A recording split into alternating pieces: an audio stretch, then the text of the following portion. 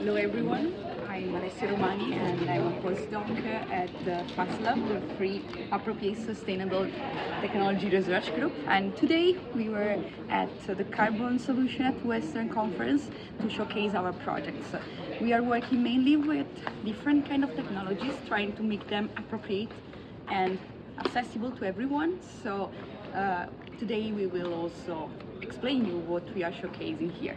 Thank you. My name is Kwame Suleiman Haiba and I'm with the FASLab, and here we have two main projects.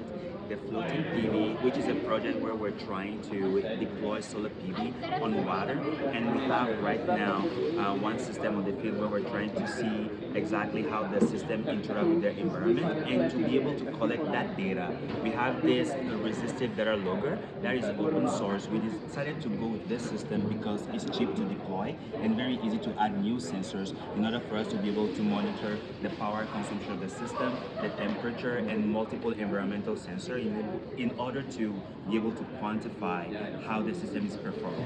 Thank you. Hello, I'm Motajabbir Rahman, and today I'm presenting our recently completed project, Pale Blue Hydrogen, and it's funded by IESO, and where we initially verified the production of green hydrogen using AEM electrolysis and blue hydrogen using plasma reactor. Then we designed and implemented a scaled-up version of 5 kilowatt AEM electrolysis system, powering by a 7 kilowatt photovoltaic system. And the AEM, the result that we got is very promising. It's producing 99% purity of hydrogen, and the efficiency that we found is 80%. My name is Giorgio Antonini, and today I was presenting my work where I developed and created a new prototype for experimenting using 1.2 kilowatt of solar panels, creating a portable lab that can be deployed everywhere. And this is the pictures of actually this looks like a rover from Mars. And these experiments that I was doing was made of testing wastewaters and electrode materials on these new type of electrolyzers that I've designed and developed. And here I was showing our results over 4 different electrode materials that I've tested, which is iron, aluminium, titanium, and magnesium. And I was testing a secondary effluent wastewater with ammonia, phosphate, and magnesium spiking. And these are the very promising results that we achieved, recovering up to 100% of phosphate, 70% of magnesium, and achieving more than 95% purity of hydrogen production. My name is Sarah Khan, and today in this conference I am representing the AgroTunnel. So the AgroTunnel is like a sustainable agrovoltaic indoor farming where it is independent of the weather conditions, harsh weather conditions, and it is not dependent on any outdoor sunlight or any other sources. So here we have the vertical growing wall where we are currently growing different kinds of leafy vegetables and berries such as strawberries, blueberries, and in future we would like to integrate our agrovoltaics with the solar photovoltaic so that it will become more energy efficient.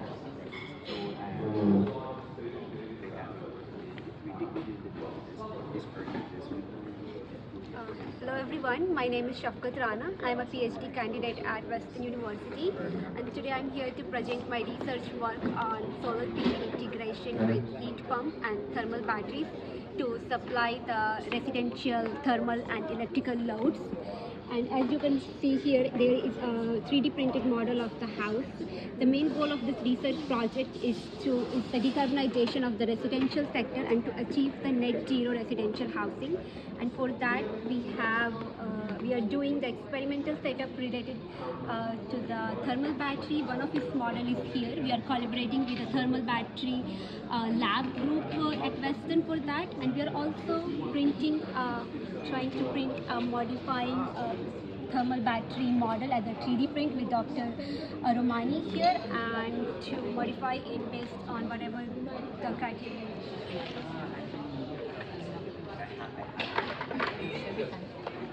Hello, my name is Said Ali Sadat and I am PhD candidate at Western University. I am working on developing and designing the first ever open source software for designing and optimal sizing of hybrid energy systems. It uses a sophisticated optimization algorithm and also it uses a novel energy management strategy. It promotes environmental sustainability and economic accessibility, and it has features and novel features like multi-objective optimization. So we currently developed the web tool, which is applicable for everyone. It has a general calculator and advanced calculator, and also we are working towards the Windows and Linux application as well. Thank you so much.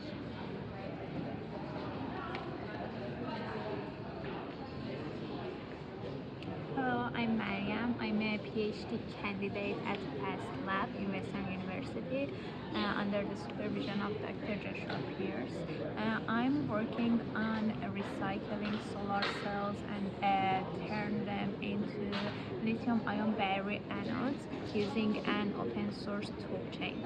And it means that from the very beginning step, we are using open source equipment and devices to reduce the cost as much as possible. We have made the battery and we could prove that we have got specific capacity more than commercial lithium-ion batteries, and we could prove that the capacity retention is above 86% and the Coulombic efficiency is above 100, which can prove that we can recycle the solar cells and use them as batteries. One of our projects focuses on reusing byproducts for the applications.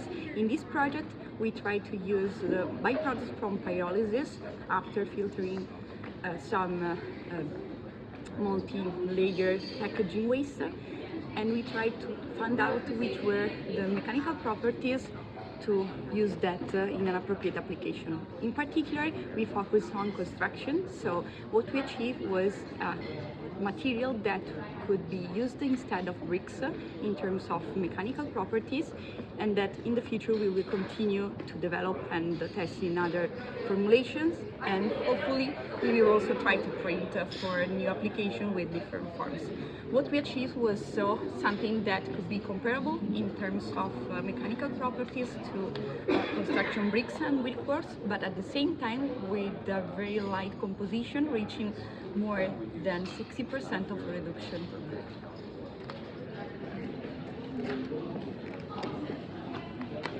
Hi everyone, I'm Laura, and today I've been presenting the photobioreactor that we've made open sourced. So the main applications for it is for microalgae cultivation, which have applications such as making biodegradable plastic, and also additional pharmaceutical and medical purposes. Hello everyone, I'm Priya. So today I'm presenting the environmental impact of sand plastic brick. This is an alternative of concrete. So we are making this brick with 50% sand and 50% recycled polycarbonate. Right now we are doing the mechanical testing of it, but the LCA we have already done shows that it has 97% less carbon footprint than the ordinary concrete. Thank you.